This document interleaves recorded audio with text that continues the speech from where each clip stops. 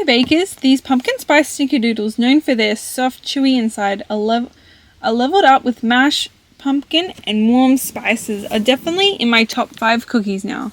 In Australia, snickerdoodles aren't a thing here.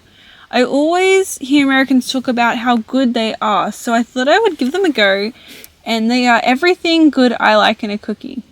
Snickerdoodles rely on cream of tartar and baking soda to leaven the dough, so no egg is needed.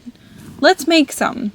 Roast some pumpkin at 180 degrees for 40 minutes or until the flesh is soft. Allow to cool and then mash or blend the pumpkin. Preheat your oven to 190 degrees Celsius. Melt butter in a saucepan on medium until it turns brown. It will smell nutty. Place in a mixing bowl and allow it to cool completely. Add both brown and caster sugar into the cooled butter and whisk together.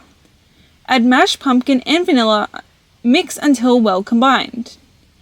Add plain flour, cream of tartar, citric acid, and baking soda and salt.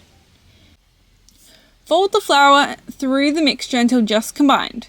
In a wide bowl, place 100 grams caster sugar and half a teaspoon mixed spice.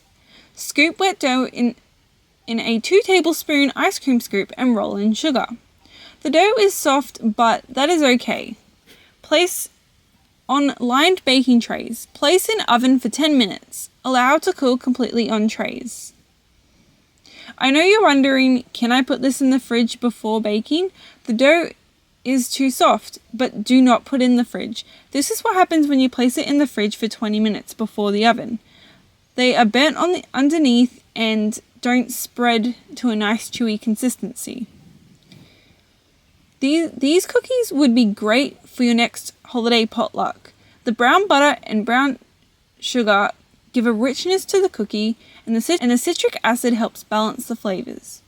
Find the full recipe on kitchenandcrumb.com.